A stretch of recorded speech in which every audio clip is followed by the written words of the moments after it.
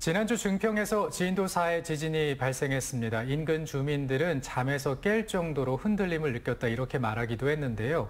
그리고 최근에 일본에서 하루에 100번이 넘는 지진이 발생할 정도로 지진에 대한 우려가 커지고 있는 상황입니다. 오늘 지진 행동 요령에 대해서 자세히 좀 살펴보겠습니다. 원광대학교 소방행정학과 조송 교수 스튜디오 나와 있습니다. 어서 오십시오. 안녕하세요. 네.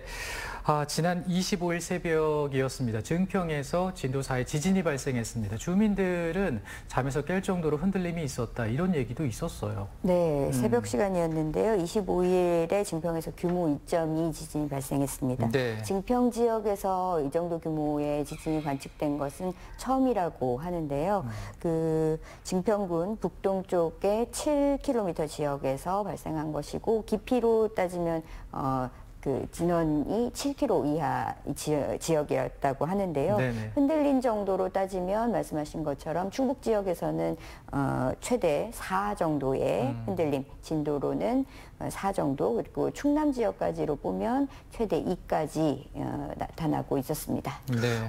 지금도 그 언급을 해주셨는데 지진을 이야기할 때 진도도 나오고 그 지진의 규모도 나옵니다.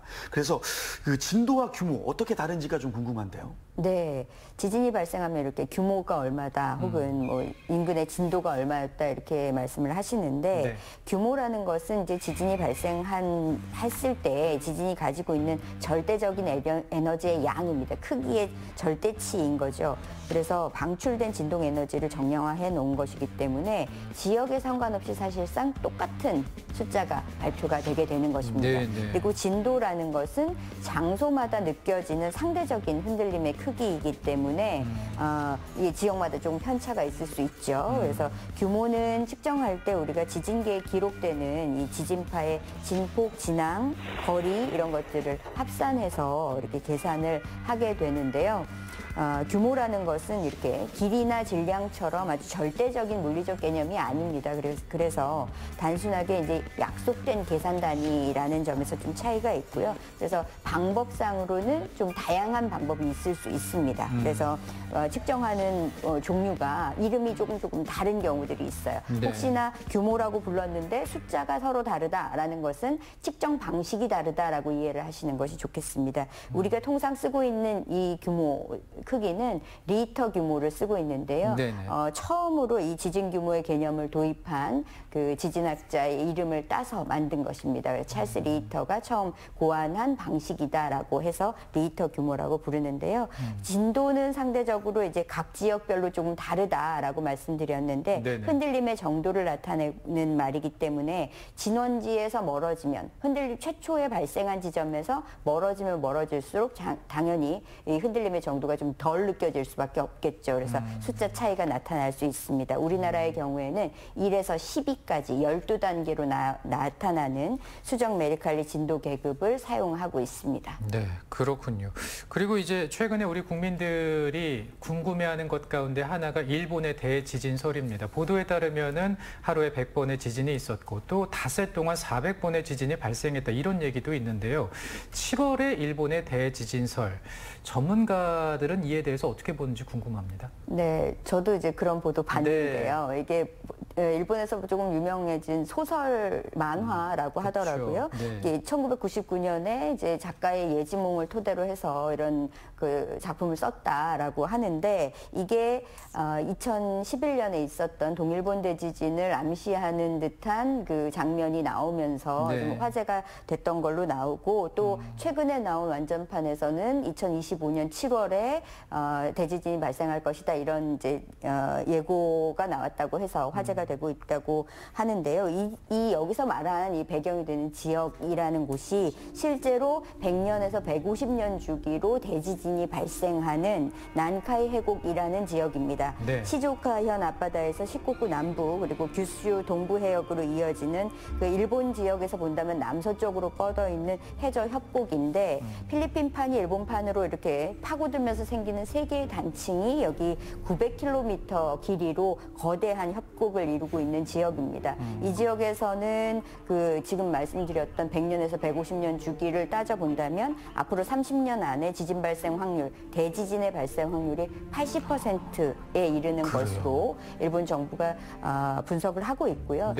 지난해에도 8월에 그 난카이 해구 끝부분에서 규모 7.1의 강진이 발생을 했었고요. 최근에 이렇게 다발하고 있다라고 보도되고 있는 가고시마현 인근 바다에서 규모 4 이상의 지진이 20회 이상 발생하기도 했습니다. 그래서 이 만화 속에 나오는 뭐 대지진설이 점점 더 이렇게 주목을 받고 있는 것이고, 그렇지만 이제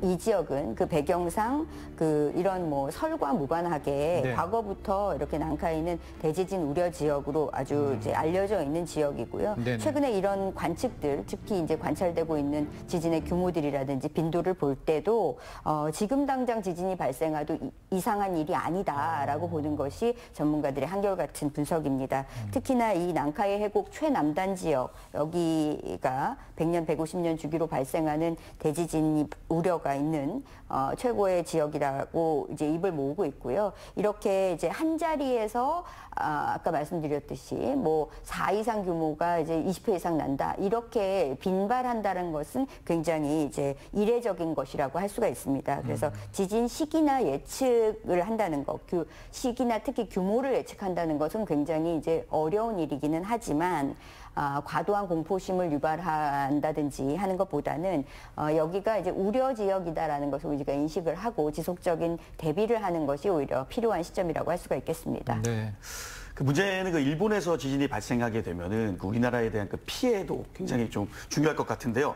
우선 그 쓰나미 같은 경우에는 해안가 피해가 상당히 많을 것 같아요. 어떻게 보고 계신가요? 네, 지금 일본에서 대지진이 있게 되면 당연히 우리나라는 간접 영향권에 들게 되고요. 이게 간접 영향권이라고 우리가 말은 하고 있지만 이 수준이라는 것도 사실상 이제 그 과거에 2005년에 그 후쿠오카 서부 해역 지진 당시를 본다면 부산까지도 꽤 흔들림이 감지가 되는 수준입니다. 그리고 우리가 이제 물리적으로 일본과 가깝기도 하고 동해는 수심도 깊기 때문에 말씀하신 쓰나미 우려도 당연히 있다라고 보입니다. 특히나 이 동일본 대지진의 경우에는 우리나라와 거리가 1200km 정도 떨어져 있는 지역에서 지진이 발생한 것이었는데, 난카이라고 본다면 남해안과는 800km 정도, 그리고 직선 거리로 따지면 700km 정도로 매우 가까운 거리고요. 수도권까지 포함한다 하더라도 우리나라 전체가 영향권 안에 들 수 있는 1200km 안쪽으로 들어올 수 있는 그런 거리이기 때문에 사실상은 굉장히 이제 조심스러운 부분이기는 합니다만, 큰 지진이 있게 되면 한반도 전체가 이제 그 변화가 있을 수 있기 때문에 반드시 직접적인 피해가 아니라 하더라도 이후 피해 가능성이 굉장히 높아지고 지진이 발생할 우려가 커진다, 혹은 지금보다는 강도가 세질 수 있다라는 우려를 표하고 있습니다. 네, 방금 이제 교수께서도 말씀하셨지만 일본에서 큰 지진이 발생하게 되면 이런 얘기도 있습니다. 지형의 변화가 생길 수 있기 때문에 우리나라도 지진에 취약할 수 있다. 이것은 좀 어떻게 해석하면 될까요? 네, 그것이 이제 가장 우려하고 있는 지점들인데요. 동일본 대지진 이후에 우리가 한반도 전체 지각 이동의 변화를 봤을 때 연평균 한 4mm 정도 그 크기가 변화했다고 이야기하거든요. 이동 방향에 있어서도 약 10도 정도 차이가 발생한 것으로 이제 관측이 되고 있는데요. 이렇게 이제 그 동서 방향으로 우리나라가 이제 일본 방향으로 약간 끌려가는 형태, 그런 모습의 변동이 있었다라고 보고 있는데, 이게 땅이라는 것은 원래 갖고 있는 응력, 이제 서로 응집하는 힘이 있는데 외부에 이제 충격이 있게 되면 이 응력도 자연히 이제 변화를 하게 됩니다. 그래서 지금처럼 이렇게 큰 지진이 발생하거나 주변에서 발생한다 하더라도 땅이 갖고 있는 힘이 기존보다는 약화되고 지진을 견디는 힘에서 조금 더 이렇게 떨어지게 되는 그런 변화가 있을 수 있습니다. 그래서 동일본 대지진 이후에 우리 한반도 지각이 약화된 것이 난카이 대지진까지 이어지게 된다면 더욱 약화할 수 있는 지점이라서 강진 발생 가능성이 조금 더 올라간다라고 보시는 것이 맞겠습니다. 그렇군요. 이제 우리나라도 더 이상 이 지진의 안전지대가 아닌 것 같은데요. 그럴 때일수록 더욱더 미리 좀 대비를 해 놔야 될 것 같다는 생각이 드는데 지진 발생에 대비해서 저희가 어떤 것들을 좀 준비하면 좋을까요? 네. 지금 말씀하신 것처럼 자연현상으로 나타나는 이런 지진 같은 발생 원인들을 우리가 제거할 수 없기 때문에 지진으로 인해서 발생할 수 있는 피해를 줄이기 위한 노력들을 조금 해야 되는데요. 집안에 있는 경우들이 가장 많잖아요. 우리가 실내에 있는 경우가 많은데 집안에서 이런 흔들림이 감지되거나 했을 때 조금 이렇게 대처할 수 있는 요령들을 알고 계시면 좀 도움이 될 것 같습니다. 집안에 있다면 떨어지기 쉬운 물건들이 있어요. 이 흔들림으로 무너짐 때문에 사망하거나 하지 않습니다. 흔들려서 떨어지는 물건에 2차적인 부상을 입는다든지 네네. 혹은 불이 난다든지 하는 일들이 가장 조심해야 되는 부분이거든요. 흔들림에 대비해서 집안의 가구라든지 가전제품들을 좀 고정해 두시는 것이 좋겠고 깨질 수 있는 물건들은 위로 올리기보다는 아래로 내려두시는 것이 좋겠고요. 그리고 장식장이라든지 그릇장 같은 것들 있잖아요. 네. 이런 것들은 쏟아질 수 있습니다. 그러니까 문으로 단단하게 고정을 해두시는 것이 좋겠고 창문이나 유리의 경우에도 이렇게 부서져 내리지 않도록 보호막을 좀 차단막을 설치하시는 것이 좀 필요하겠습니다. 그리고 넘어지게 되면 화재를 발생시키는 물건들이 있죠. 난로나 화기 같은 것들은 좀 주의를 하셔야 되겠고 특히나 2차적인 피해가 있을 수 있습니다. 가스나 전기를 점검하시는 것 그리고 화재에 대비해서 소화기도 준비하시는 것이 좋겠습니다. 네, 발생했을 때 행동 요령도 많이 궁금해집니다. 특히나 이제 건물 안에 있을 때, 실내에 있을 때는 어떻게 하면 될까요? 네, 네. 건물 안에서 특히나 이제 마트 같은 곳 많으시죠. 마트에는 떨어질 수 있는 물건들이 적치가 많이 되어 있습니다. 네. 상대적으로 떨어지는 낙하물에 주의를 하셔야 되겠고 지리가 익숙하지 않을 수 있습니다. 기둥이라든지 계단 옆쪽으로 미리 대피하셨다가 이동하셨다가 계단으로 이동하시는 것이 좋습니다. 엘리베이터 사용은 금지하시는 것이 필요하겠습니다. 네.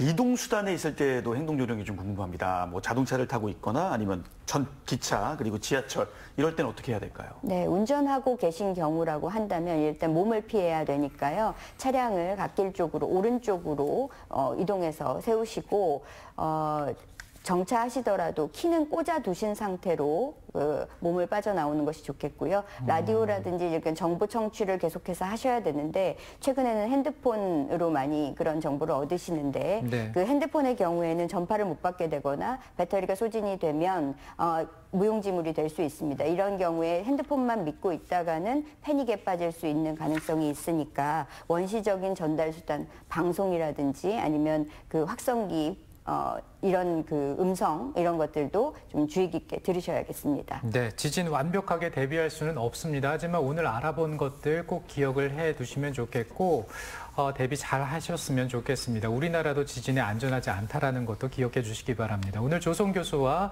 지진 행동 요령 알아봤습니다. 고맙습니다. 감사합니다. 성관 씨 고맙습니다. 네. 일상에서 탄소 중립을 실천할 수 있는 방법에는 뭐가 있을까요? 우리 지역에는 탄소 중립 포인트제 참여가 있는데요. 탄소 중립 포인트제의 녹색 생활 실천 분야 누리집에 가입을 하게 되면요. 이 전자 영수증을 발급하게 됐을 때는 100원, 그리고 텀블러나 다회용 컵은 300원, 다회용기는 1,000원의 적립금을 받아볼 수가 있다고 합니다. 1인당 연간 최대 7만 원까지 적립금 쌓아볼 수 있다고 하니까 참여해보시면 좋겠네요. 저는 다음 주에도 생방송으로 알차게 준비해서 찾아오겠습니다. 오늘 함께해 주셔서 고맙습니다.